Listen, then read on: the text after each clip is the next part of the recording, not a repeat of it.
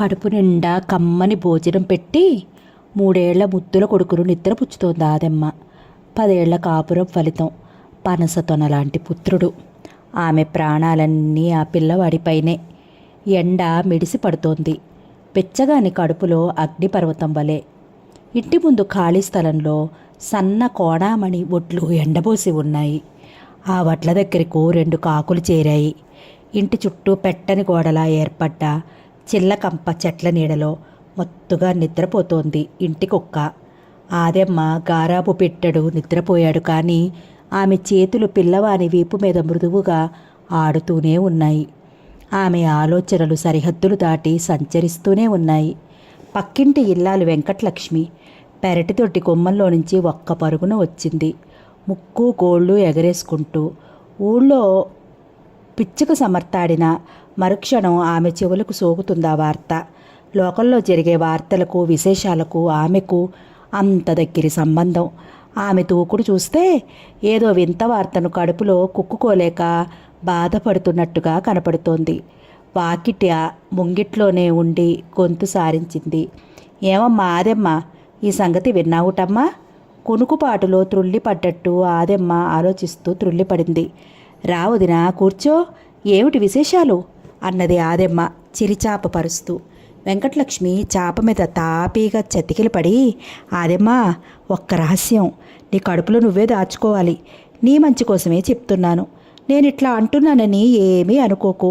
పోయిన బేస్తవారం నాడు మన ఊరి ప్రక్క కేశవాయపాలెం లేదు? ఆ పాలెపు కరణంగారింట్లో దొంగలు పట్టారట. భార్య బెడలోని గోవర్ధనపు గొలుసు, చేతుల్లోని 3 జతల వంకెల గాజులు తీసుకెళ్లారట. తెలియలేదు? తీసుకెళ్తే దొంగల ఆచూకీ తెలియలేదనుకో. కానీ కరణంగారి భార్య 4 ఏళ్ల క్రితం పెద్ద జబ్బు చేస్తే ఏడుకొండలవాడికి ఆ నగల్ని నిలువు దోపిడీగా సమర్పిస్తారని మొక్కుకున్నదట. తెలియలేదు? అటువంటి నగల్ని దొంగిలించడం మహాపాతకం. 7 కొండలవాడికి ఎంతైనా ఆగ్రహం కలగచ్చు. 7 కొండలవాడికి ఆగ్రహం కలిగిందంటే సాఫీగా బ్రతకటం కష్టం. ఆదెమ్మా, నువ్వేమీ అనుకోకు. మీ ఆయన ఈ చుట్టుపట్ల దొంగతనానికి పేరు మోసాడు. ఈ దొంగతనంలో మీ ఆయనకి ఏమైనా సంబంధం ఉందేమో కనుక్కో. అంతే. నేను ఇంత తెగించి వాగుతున్నానని నొచ్చుకుని ప్రయోజనం లేదు. అంతా మీ మంచికే. ఆదెమ్మ ముఖం ఆలోచనల తీవ్రతలో గంభీరమైంది. తన భర్త గజదొంగే.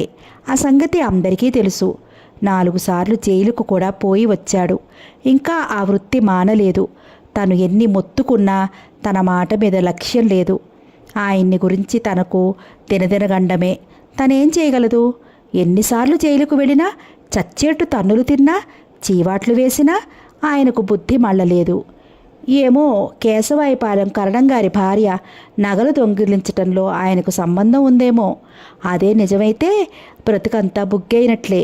తన స్వామి, తన దేవుడు, తన కష్టాలని ఆదుకునేవాడు తిరుపతి వెంకటేశ్వర స్వామికి అపచారం తలపెట్టటమా?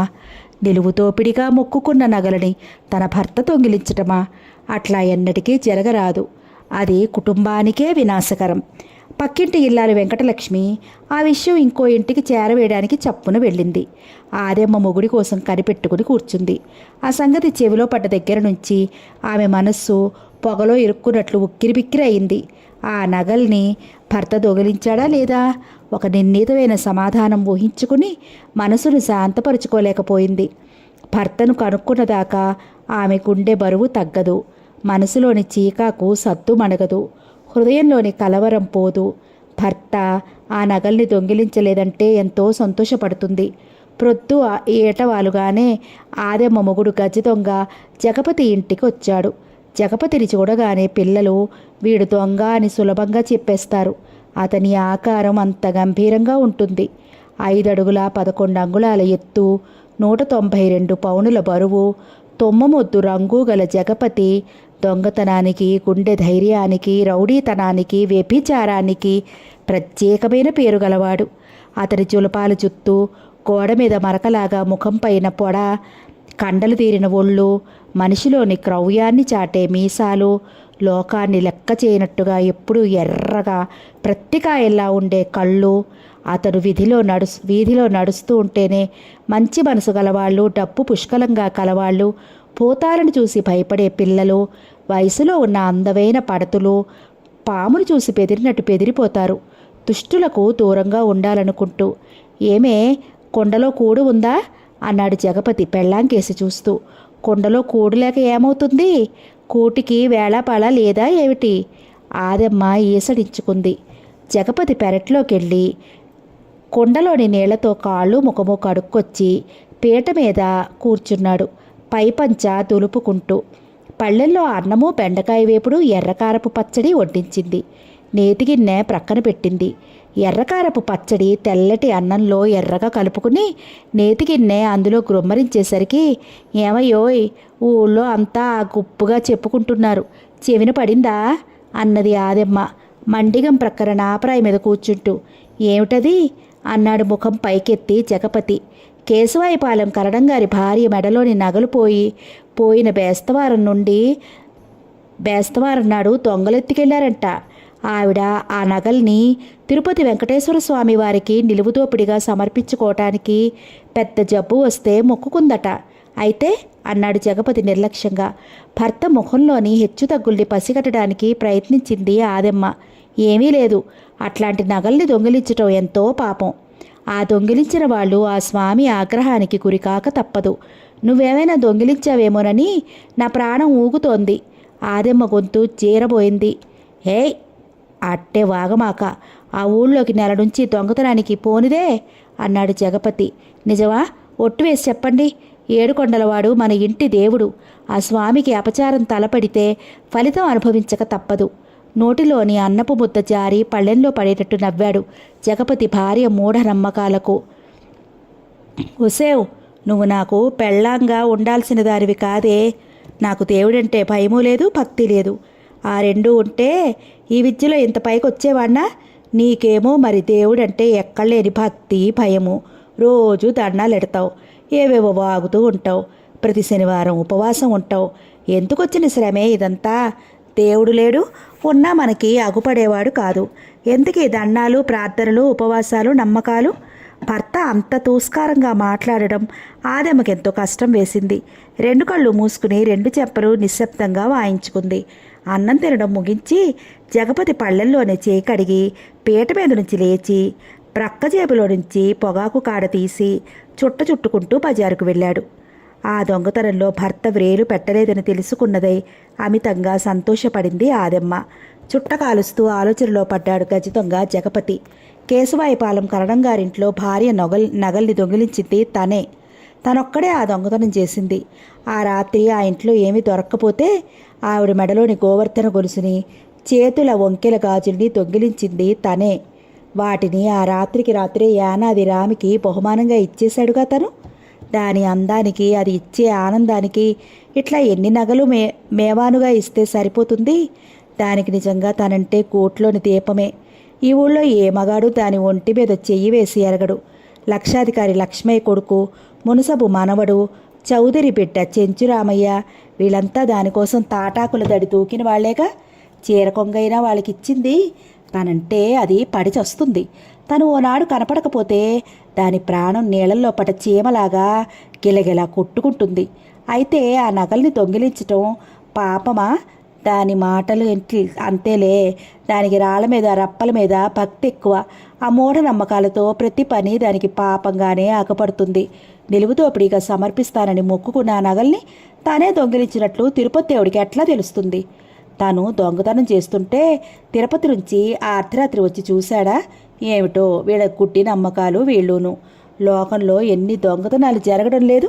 ఆ దొంగతనాలన్నింటినీ దేవుడు కనిపెట్టి శిక్షలు విధిస్తున్నాడా? తనకి దేవుడంటే భక్తి, భయము ఏనాడూ లేవు. రాయి లాంటి గుండె గలవాడికి అవి అక్కర్లేదు. దేవుడంటే భక్తి, భయము పిరికి గుండెల వాళ్ళకి, స్వశక్తిచే పనుల్ని నెరవేర్చుకోలేని వాళ్ళకి, కష్టాల్లో మునిగి తేలుతూ మానవ సహాయం అందని వాళ్ళకి. కానీ తనలాంటి వాళ్ళకా? తను ఆ దొంగతనాన్ని గురించి పాప భీతితో గాబరా పడక్కర్లేదు. నిలువుదోపిడిగా ఇస్తారని మొక్కుకున్న నగల్ని తను దొంగిలిస్తే తనని తిరుపతి వెంకటస్వామి ఏదో చేస్తాడని భయపడటం తెలివి తక్కువే. అసలు దేవుడనేవాడు లేడని లోకమంతా కోడై కూస్తుంటే తను పిచ్చి నమ్మకాలకు బెదరటమేమిటి? దేవుడిని కళ్ళారా చూసిన మానవ మాతృడెవరైనా ఉన్నాడా? లేడు. అయితే ఈ మొక్కుబడులు, నిలువుదోపుళ్ళు, పూజలు, నమ్మకాలు ఎందుకు? అంతా వెర్రి మాలోకం. ఏడుకొండలవాడా వెంకటరమణ గోవింద గోవింద. సన్నాయి మేళంతో కొన్ని కంఠాలు గోవిందలు కొట్టినాయి.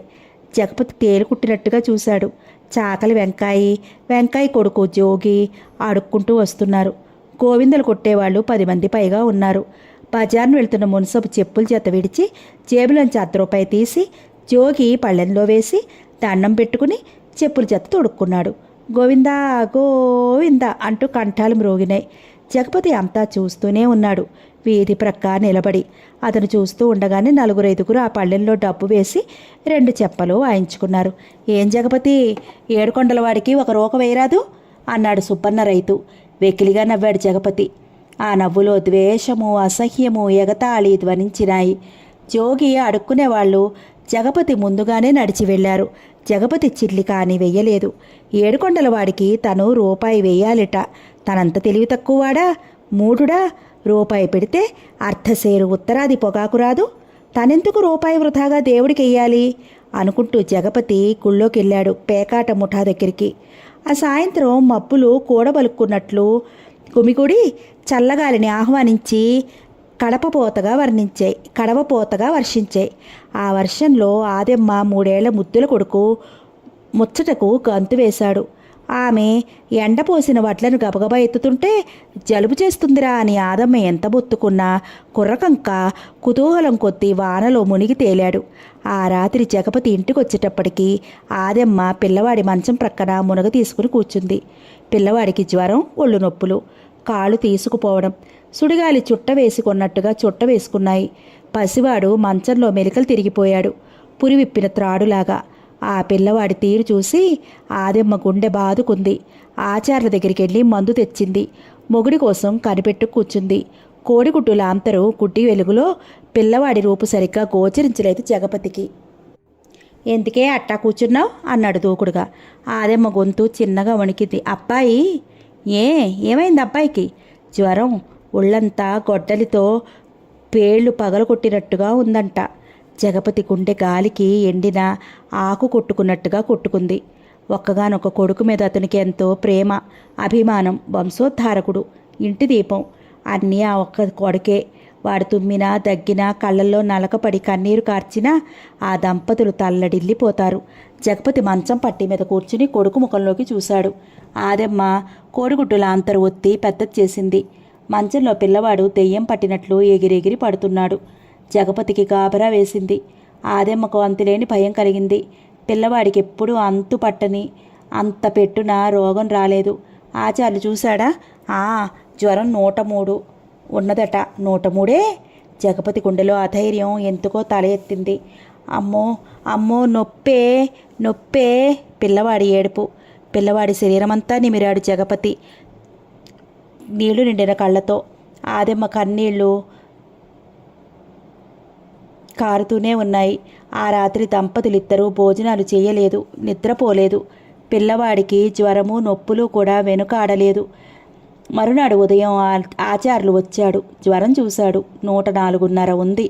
కనుబొమ్మలు ఎగరేశాడు. పిల్లవాడు పిచ్చి ధోరణిలో పడ్డాడు.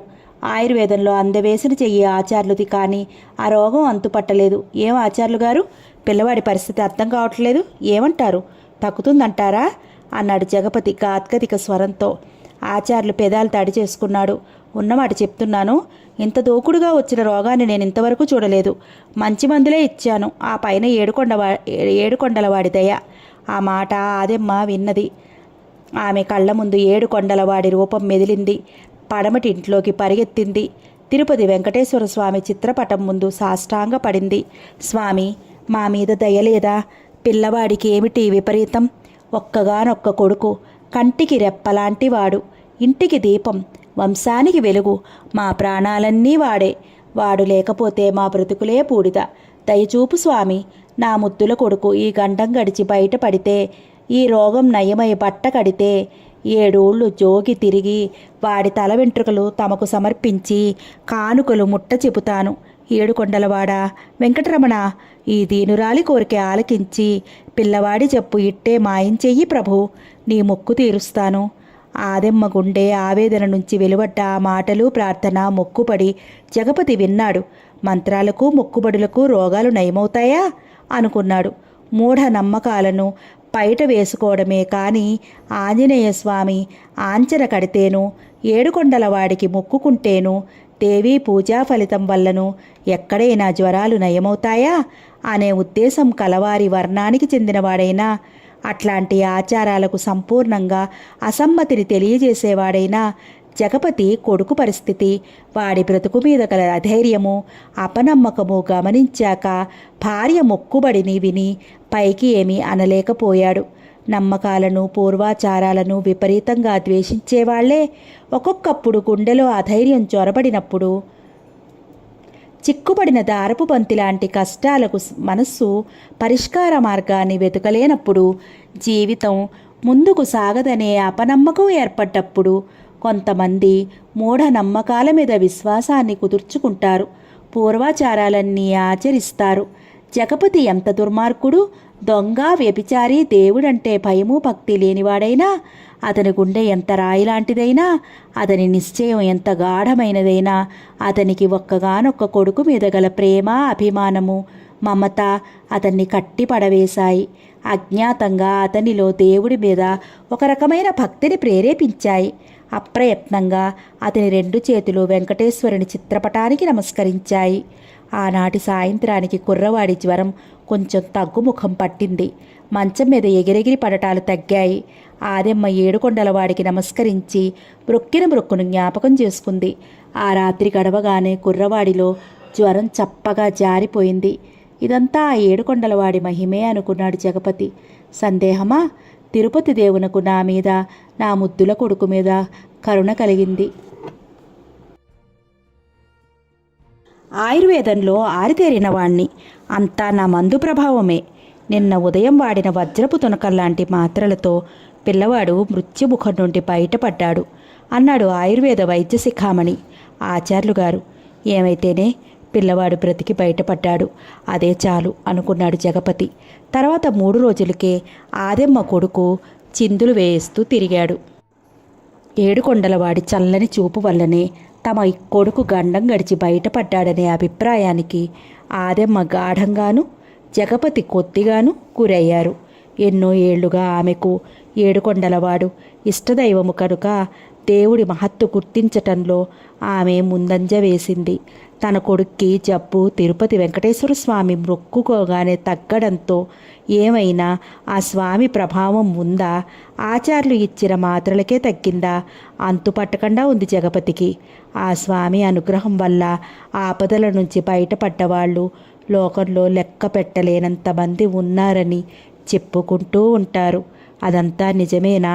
పడమటి వీధి శాంతమ్మ కొడుక్కి పక్షవాతంలో చచ్చుపడ్డ కాళ్ళు ఏడుకొండలవాడికి మొక్కుకుంటే సరిగ్గా వచ్చాయట. వాడిప్పుడు 164 పౌండ్ల వడ్ల బస్తా అలవోకగా మోసేస్తాడు.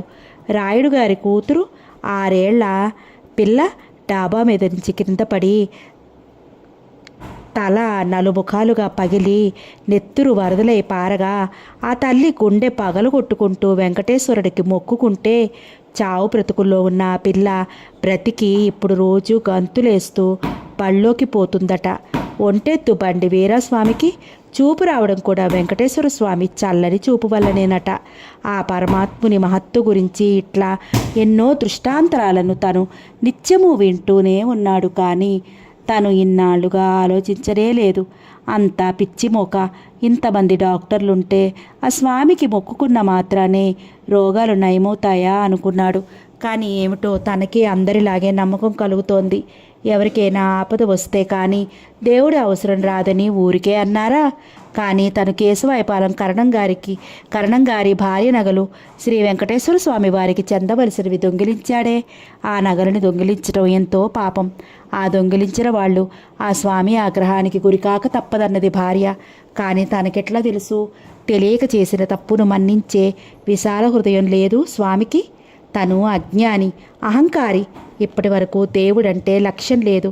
తన దొంగతనపు వృత్తిలో అడ్డు తగిలిన ప్రతివాడికి హడలు పుట్టించడమే తన పని. కానీ తను దొంగతనం మానివేయటమే మంచిది. చేసిన తప్పులకు క్షమాపణ కోరుకుని ఇక ముందు అట్లాంటి తప్పులు చెయ్యనని వాగ్దానం చేయడం మేలు.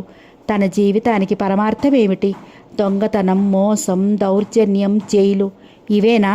తన బ్రతికిట్లా వెళ్ళమారవలసిందేనా?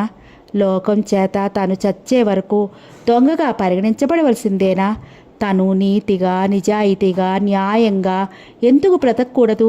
తను ఎదురు పడితే గౌరవనీయులు అట్లా తప్పుకుపోతారే?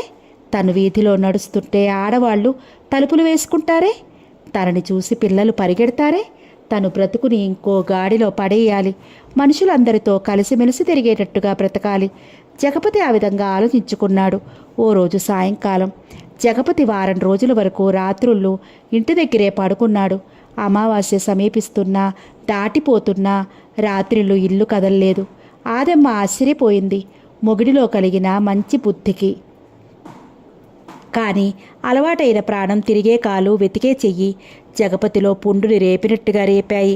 8వ నాటి రాత్రి ఇంటికి రాలేదు. తెల్లవారుజాముకొచ్చాడు కుంటుకుంటూ. గోడ దూకుతుంటే అరికాలిలో సీసా పెంకు కుచ్చుకుందట. తెల్లవారింది, ప్రొద్దు పొడిచింది. సూర్యుడు కొండ ఎక్కాడు. జగపతి మంచం మీద నుంచి లేవలేదు. బురదలో దిగబడ్డ ముసలి ఎత్తు మూలిగినట్లు మూలగనారంభించాడు.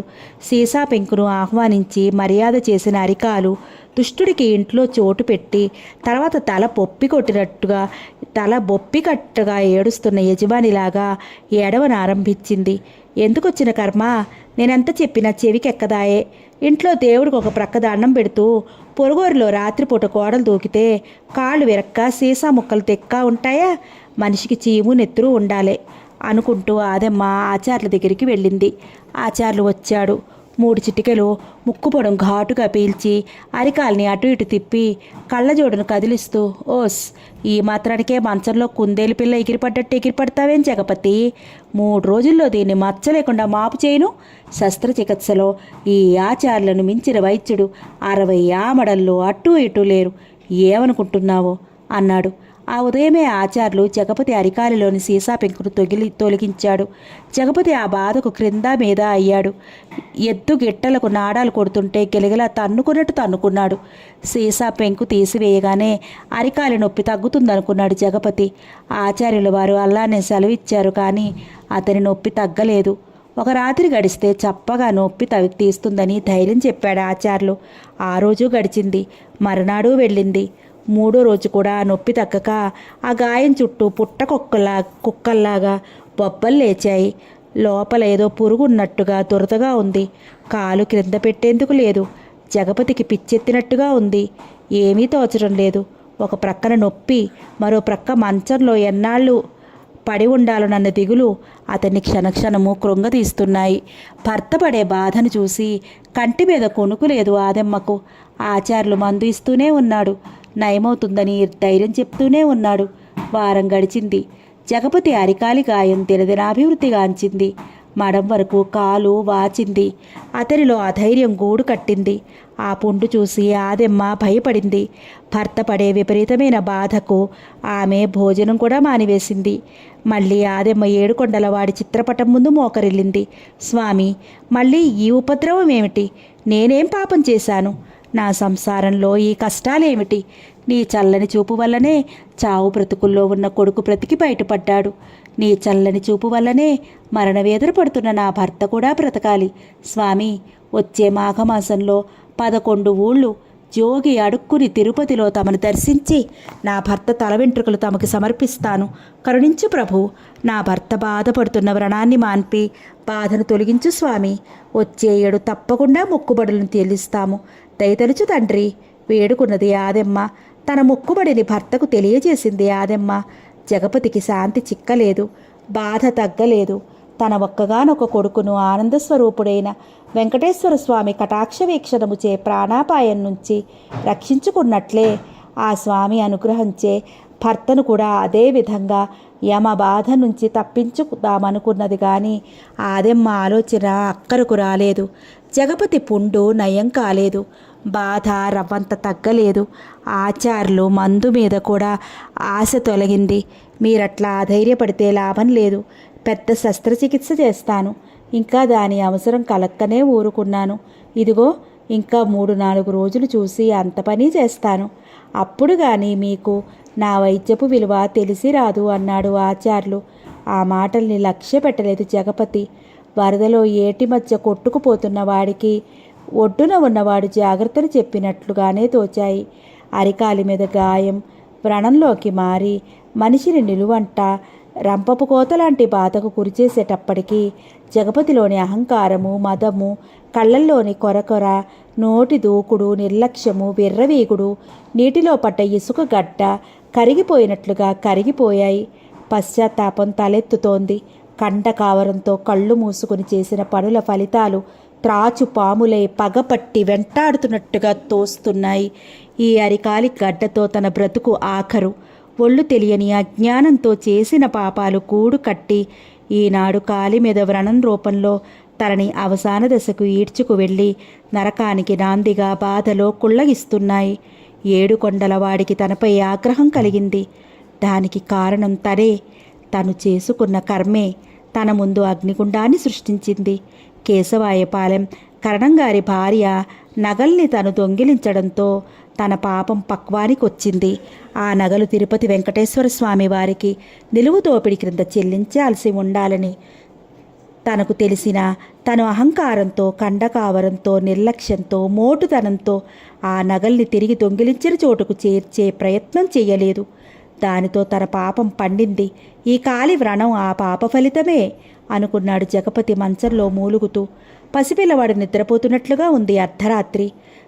దురదృష్టవంతుని జీవితంలోని దుఃఖంలాగా ఉంది చీకటి. గదిలో కోడిగుడ్డు లాంతరు నీగ్రోవాడి ముఖంపై సంధ్యాకాంతి పడ్డట్టుగా వెలుగుతోంది. నూనె అయిపోవస్తున్న ఆ దీపపు కాంతి మూఢురి మనస్సులాగా పరిమితంగా కాంతిని పరుస్తోంది. ఆదెమ్మ ప్రాణం శోషిల్లగా భర్త మంచం ప్రక్కనే ఈతాకుల చాప మీద శరీరాన్ని చేరగిల వేసింది. ఆమె కళ్ళు మూసుకుని ఉన్నాయి. ఆదెమ్మ కొడుకు నిశ్చింతగా నిద్రపోతున్నాడు. కానీ జగపతి మేల్కొనే ఉన్నాడు. దీర్ఘంగా ఆలోచిస్తున్నాడు. అంత బాధలోనూ గంటసేపు ఆలోచించి నిశ్చయానికి వచ్చాడు. అటువంటి స్థితిలోనూ మెల్లగా మంచం దిగాడు. కోడిగుడ్డులాంతరు వణికింది. గదిలో వెలుతురు కూడా కదలాడింది. మంచం దిగిన జగపతి కాలును ఈడ్చుకుంటూ నేల మీద కాళ్ళు లేనివాడు తేకినట్టుగా తేకుతూ పడమటి గదిలోకి వెళ్ళాడు. వెంకటేశ్వర స్వామి వారి చిత్రపటం ముందు 2 చేతులు జోడించి బోర్లా పడ్డాడు జగపతి. గుండెలో ఆవేదన పొంగుకొచ్చింది. స్వామీ, ఆర్తజనరక్షక, ఈ దౌర్భాగ్యుణ్ణి మన్నించు, ఈ దుర్మార్గుణ్ణి క్షమించు, ఈ దృష్టుణ్ణి కనికరించు. అజ్ఞానంతో, అహంకారంతో, అవివేకంతో శరీర సుఖం కోసం, స్వలాభం కోసం ఎన్నెన్నో పాపాలు చేశాను. తుదకు తమకు మొక్కుకున్న నగల్ని కూడా దొంగిలించాను. క్షమించు ప్రభు. నా కంఠంలో ప్రాణం ఉండగా ఆ నగలని ఎప్పటి చోటుకే చేరుస్తాను.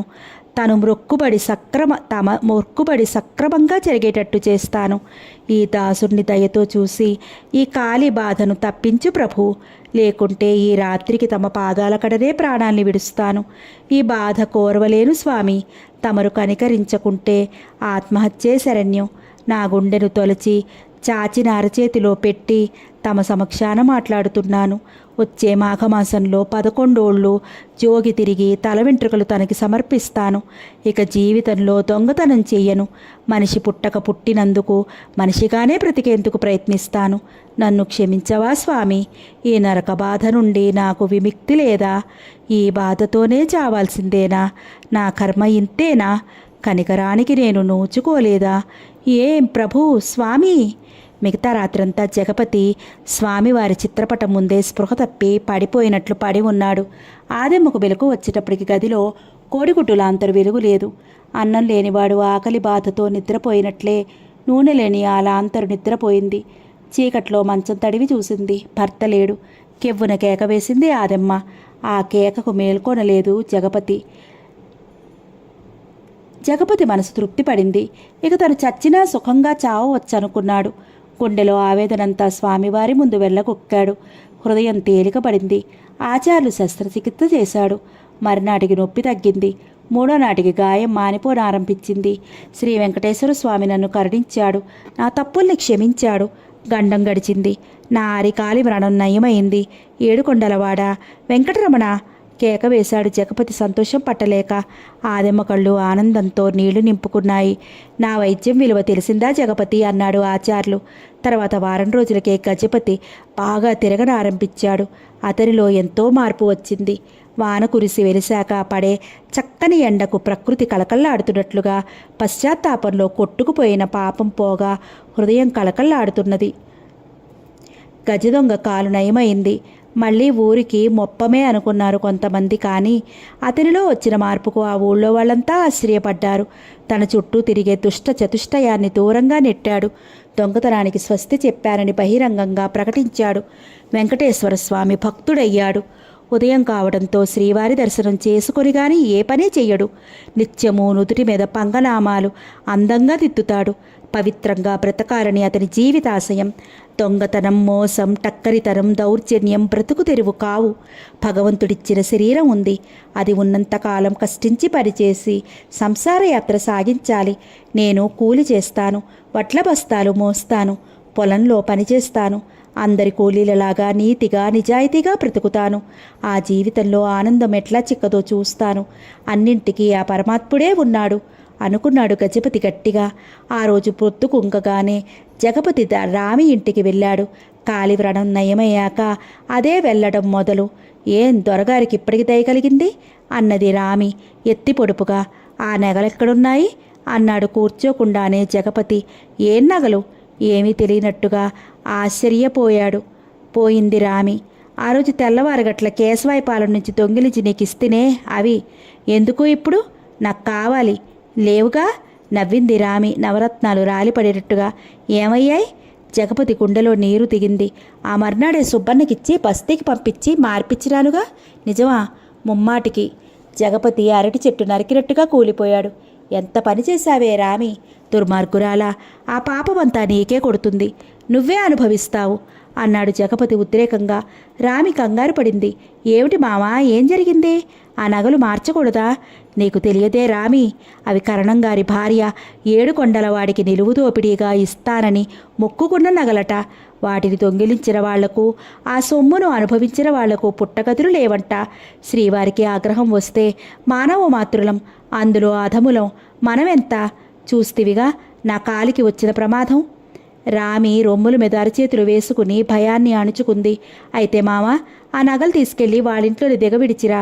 ఒట్టిదే నా దగ్గరే ఉన్నాయి. నీతో అబద్ధం ఆడానని రామి కావిడిపెట్టులోని గోవర్ధన గొలుసు, వంకెల గాజులు తీసుకొచ్చి గుడ్డ చుట్టి జగపతి చేతిలో పెట్టింది. జగపతి కళ్ళు ఆనందంతో మెరిశాయి. హంతకుని ఆలోచనలా ఉంది అర్ధరాత్రి. చెట్ల మీద నుంచి ఆకురాలినా వినిపించేంత నిశ్శబ్ద స్థితిలో జగపతి భార్యను విడిచి ఆ అర్ధరాత్రి ఊరి బయటకొచ్చాడు. కేశవాయపాలానికి దారి తీసే డొంకలో అడుగు పెట్టాడు. రెక్కలు విప్పుకుని అవినీతి మనుషుల్లో నాట్యం చేసినట్లే జడలు విరబోసుకుని చీకట్లో చెట్లు కరాళ నృత్యం చేస్తున్నాయి. ఆ చీకట్లో జగపతి కేశవాయపాలెం నడిచి వెళ్ళాడు. కరణంగారింట్లో జ్వరపడ్డాడు. పెరటి దొడ్డి మొండిగోడ దూకి వంటగదిలో నుంచి ఇంటి చావిడిలో ప్రవేశించాడు. గదిలో నుంచి వచ్చే బెడ్ లైట్ పల్చని కాంతి అస్పష్టంగా పడుతోంది. ఆ కాంతి చీకటిని పారదోలలేకపోతోంది. ఆ గది తలుపు ఓరగా తెరిచి ఉంది. ఆ గదిలోనే కరణంగారి భార్య, చిన్న కూతురు, కరణంగారి తల్లి పడుకుని ఉంటారు. ఆ గదిలోనే జగపతి ఆ నగల్ని దొంగిలించింది. జగపతి నెమ్మదిగా ఆ గదిలోనే ప్రవేశించాడు. అతని మనసు అతి ప్రశాంతంగా ఉంది. దొంగతనానికి వచ్చిన వాడి మనస్సుకు ఉండే ఆ వేగము, ఆవేశము, భయమూ లేవు. మరణావస్థలో ఉన్నవాని మూలుగులాగా ఉంది గదిలో కాంతి. అంతా గాఢ నిద్రలో ఉన్నారు. వీధిలో కుక్క భవ్వుమని అరిచింది. ప్రాణం మీదకొచ్చినట్లుగా వంటగదిలోని పిల్లి పాలగిన్నె దొల్లించి పరిగెత్తింది. మంచం కింద గ్లాసును జగపతి చూడక తన్నాడు. గుడిలో గంట వాయించినట్లుగా చప్పుడు చేసిందది. కరణంగారి భార్య ఉలిక్కిపడి లేచింది. పీడకల వచ్చినట్లుగా మసక చీకట్లో మానవాకారం కదిలినట్టుగా నిద్ర కళ్లకు తోచింది. కెవ్వున కేకవేసింది. దొంగ దొంగ అని వెంటనే అరిచింది. ప్రక్క గదిలో పడుకున్న కరణంగారు జారిని పంచను చేతిలో పట్టుకుని పరిగెత్తుకొచ్చారు. భార్యాభర్తలిద్దరూ అరిచారు దొంగ దొంగ అని. చుట్టుపక్కల వాళ్ళు కూడా పరిగెత్తుకొచ్చారు నిద్రమహాలతో. జగపతి అట్లానే నిలబడ్డాడు, బెల్లం కొట్టిన రాయిలాగా. పరిగెత్తి పారిపోవటానికి ప్రయత్నించలేదు. పట్టుపడ్డాడు. ఆ ప్రక్కింటి వీరయ్య, సుబ్బరామయ్య, కమతగాడు, రామచంద్రయ్య అంతా కూడి జగపతి చేతుల్ని కవ్వంతాడుతో గట్టిగా కట్టారు. ఊళ్ళో ఉన్న అవుట్పోస్ట్ పోలీస్ స్టేషన్కు ఆ రాత్రి తీసుకెళ్లారు జగపతిని. ఏడుకొండలవాడ, వెంకటరమణ, ఇది నీ చిత్విలాసమేనా స్వామి? దొంగతనం చేద్దామని రాలేదు, కానీ దొంగ వచ్చినట్టుగానే వచ్చాను. దొంగలాగానే పట్టుపట్టాను.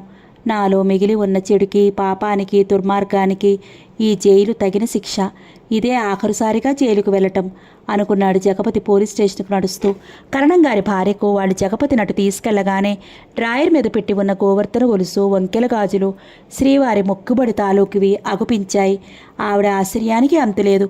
భర్తను కేక వేసింది. ఏమండి, చూశారా? 2 నెలల క్రితం దొంగలెత్తుకుపోయిన నగలు ఇప్పుడు ఈ డ్రాయర్ మీద పెట్టి ఉన్నాయి. ఈ నగలు ఏడుకొండలవాడివి. నిలువు దోపిడిగా ఇస్తానని మొక్కుకున్నవి. చూశారా? ఏడుకొండలవాడి లీలా విశేషము.